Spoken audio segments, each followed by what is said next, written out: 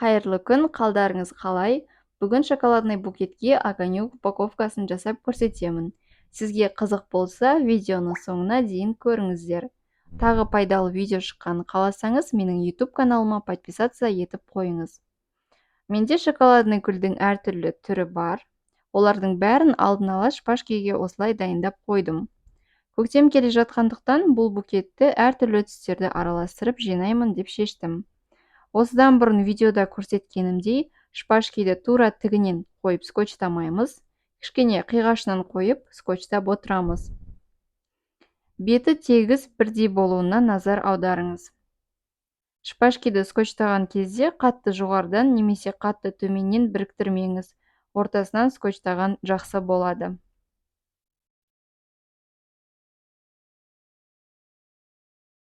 Бұл упаковканы кез келген букетке қолдана аласыздар.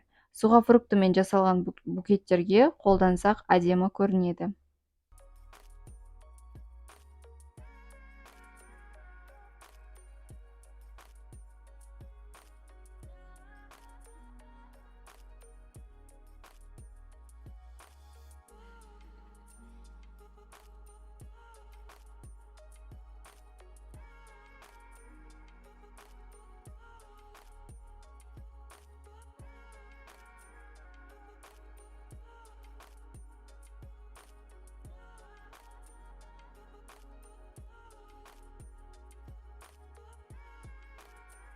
Букетті жинап болғаннан кейін слюдамен ораймыз.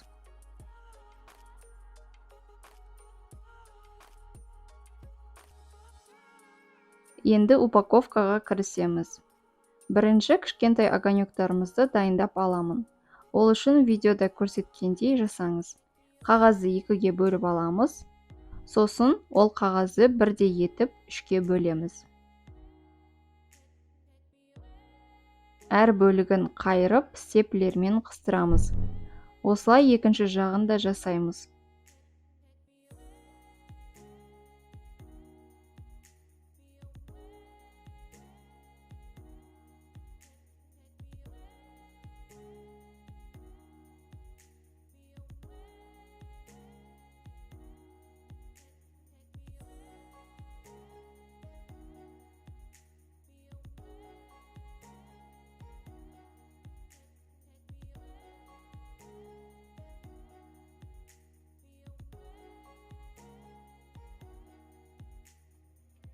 Букеттің басты упаковкасын жасау үшін бір упаковканы екіге бөліп, сосын қиғаштау етіп қайырып, степлермен қыстырамыз.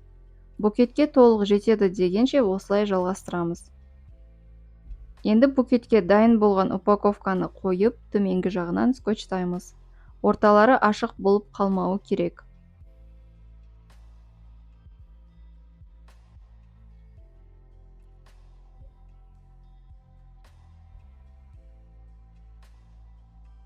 Одан соң бірінші дайындап қойған кішкентай огонектарды реттеп қойып шығамыз. Букетті осылай қалдырсақ та болады. Немесе шетіндегі артық жерлерін қайшымен қиып тастасақ әдемі көрінеді. Огонектарды двухсторонний скотчпен жабыстыруыңызға болады. Немесе степлермен.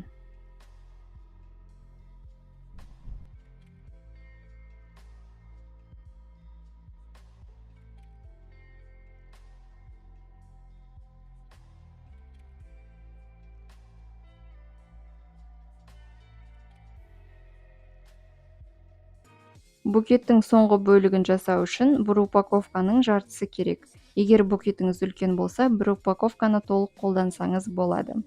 Видеода көрсетілгендей букеттегі скотчтарды көрсетпей ораймыз, сосын лентамен бантик жасаймыз.